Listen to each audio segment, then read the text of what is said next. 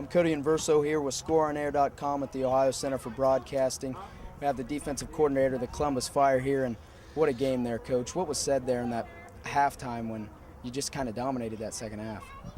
Well, really, it was pretty much stay the course, stay with the game plan. We knew we had a good game plan going in. We knew we had some athletes up on the front line that we could get some pressure. We just did tweak a little things here and there. But I knew we were fine. We were pretty much stopping them every series up to that point. The only score came from turnover on the offense. So I was just like, okay, guys, we just need to keep the pressure on with what we're doing.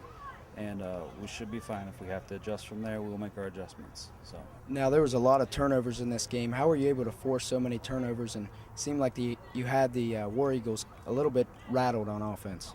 Sure. Well, it's come back to what we've been teaching them all year, which is gang tackle. Okay, fly to the ball. Make sure you keep the pressure on the offense as opposed to letting them pressure you. So really, it was about first guy make sure he's in good position. Okay, so he can slow up the running back. Don't let him cut too many ways. Know where your help's coming from, and then let the guys who are helping you out come and get the ball carrier. And then what we teach, once we get to the ball carrier, is the second man, third man starts trying to strip the ball, take it out. So that's been our philosophy the whole season. It's just repetition, keeping guys in the mindset of attack. And I always tell our guys we're going to score. We believe as a defense we're going to score at some point, be it an interception or fumble recovery at some point. And pretty much every game this year we have done that. Yeah, you certainly did that a couple times today. And how were you able to keep such constant pressure on the quarterback? It seemed like that kind of swayed the way of the offense. They really couldn't get anything going because the quarterback seemed rattled. A lot of that has to do with the guys up front. I mean, we have some really good athletes that know their job.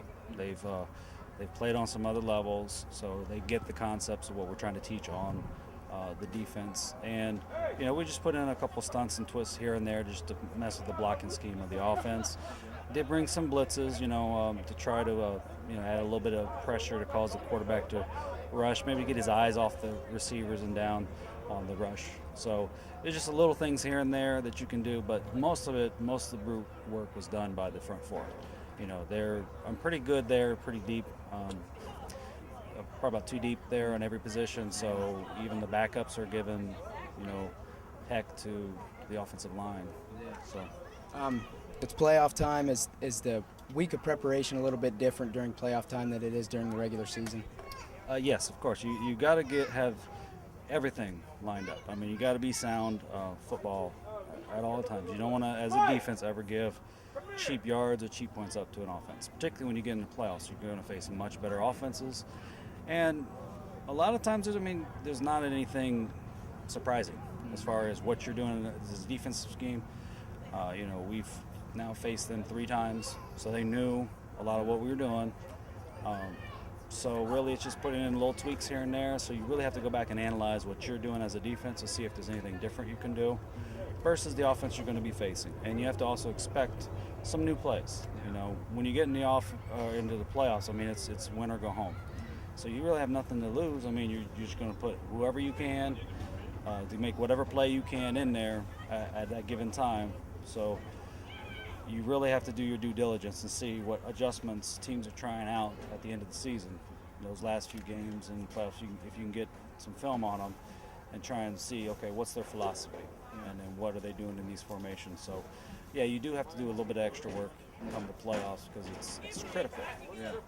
Now, you mentioned you played these guys 3 times this year.